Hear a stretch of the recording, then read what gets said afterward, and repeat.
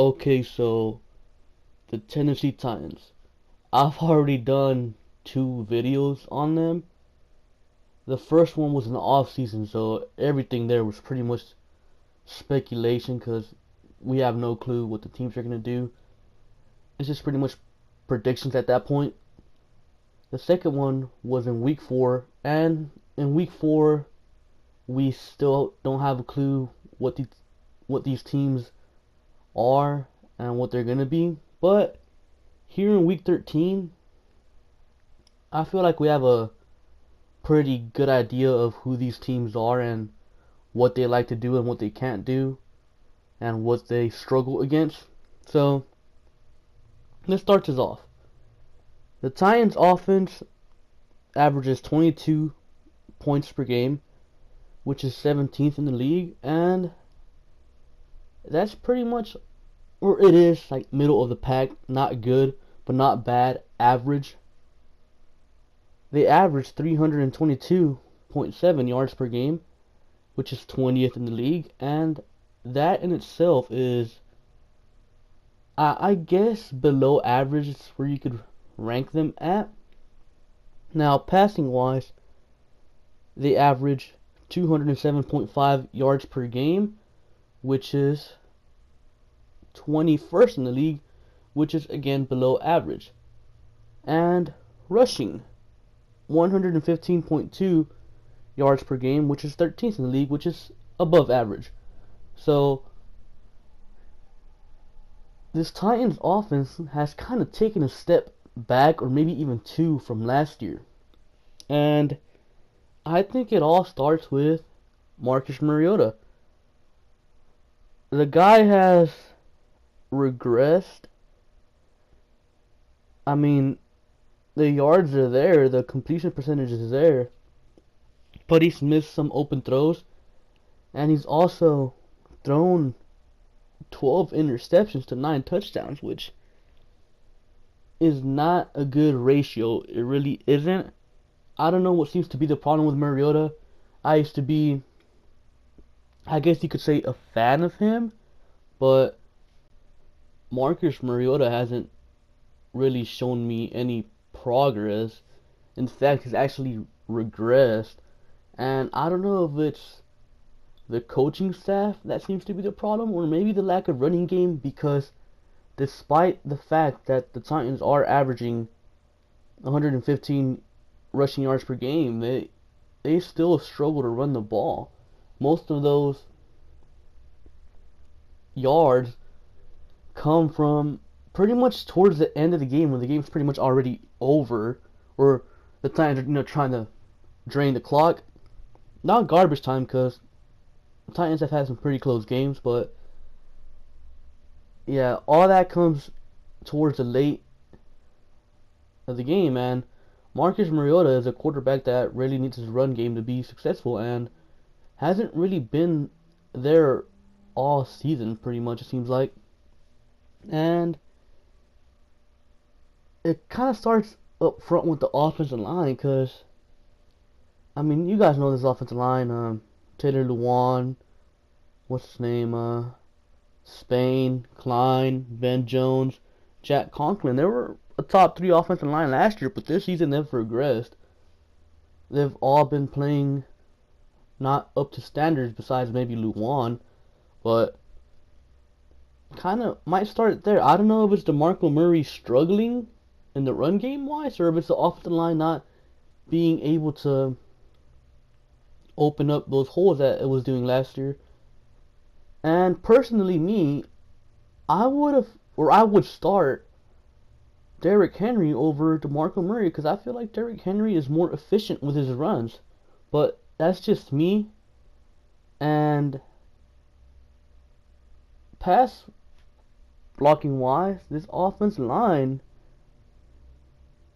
I mean, last season it was good, but this season they've allowed 25 sacks, and there's still, what, 6 games to go? Maybe, wait, 6, 5 games to go? So, yeah, Marcus Mariota is not a guy you really want to get hit, because, as you guys know, he's had a unfortunate history of injuries, and the Titans have to do a better job of protecting him, even though 8 of those 25 sacks do come from when Matt Cass was starting, but, regardless. And their receiving weapons, of course, it all starts with Delanie Walker. Delanie Walker is their go-to target, their best receiver. Everyone else is pretty much mediocre. I mean, Rashad Matthews isn't all that good. Eric Decker didn't really, or hasn't really come out and played as well as I initially thought when the Titans signed him. And Corey Davis has been hurt a lot and has been nothing short of a disappointment so far this season. All he's really done is make some pretty cool sideline catches. But other than that, he hasn't really done much. And yeah, I think that's pretty much it for their offense. But now when we move over to their defense, they allow an average of 24.5 points per game, which is 23rd in the league, which is not where you would want a defense to be. And they allow an average of 323.5 yards per game, which is 11th in the league, which is good.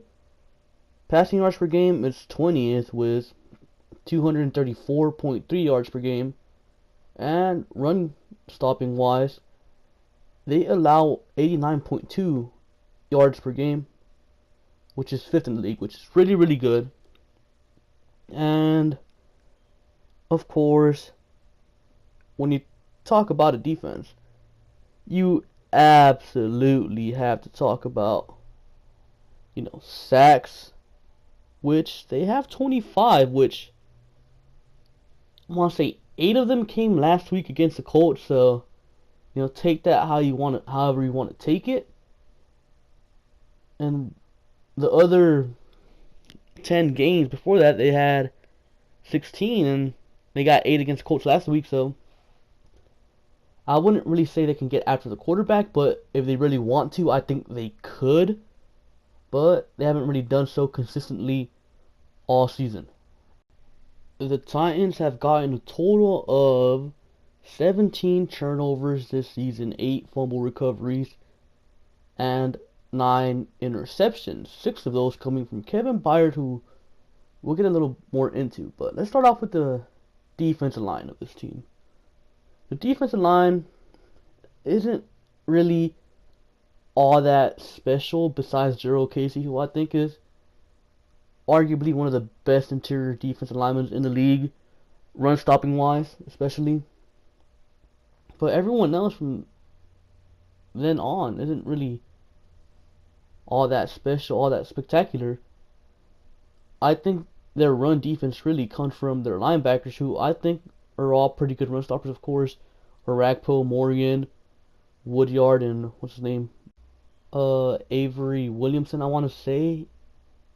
But yeah, I think the stopping of this defense is pretty much because of their linebackers.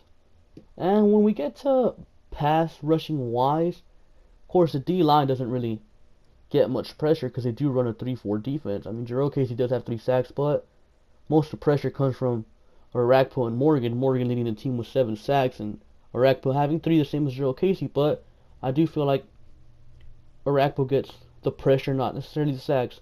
The pressure is what's important.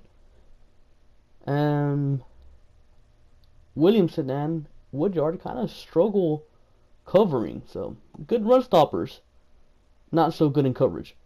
And now when we get to the secondary, last year the Titans secondary was arguably the worst, and this year is more of the same. And they went out to get Logan Ryan, and Logan Ryan has primarily played in the slot, which makes no sense if you go and pay $10 million a year for a guy. You don't play him in the slot, so he should really be playing against number 1 receivers, and he's been pretty much disappointing. They got Adoree Jackson, who himself has been really disappointing when it comes to playing defense. When you talk about special teams, then he's a pretty good returner. And every now and then he goes in there on offense and makes some plays. But we're talking about defense here. When he's playing defense, he's not very good. Of course, he's a rookie. He can get better. But we're talking about right now, Dory Jackson's not playing very well. And the safeties, Kevin Byard, man, the guy really came out of nowhere. As I said earlier, 6 interceptions, 3 of them came in one game. I forgot against who it was, but I want to say it was Cleveland. I'm not sure though. But yeah, 3 interceptions, a hat trick in one game, 6 interceptions on the season. And the guy has emerged as a ball hawk. So that's all I really have about the Titans so far, or what is known about them this season. And I'm pretty sure this the team the Titans are. I don't think there's really much they can do to change their identity. I think this is their identity, this is who they are, and that's who they're going to be for this season. So, with that being said, make sure to like, comment, and subscribe, and I'll catch you guys later. Peace.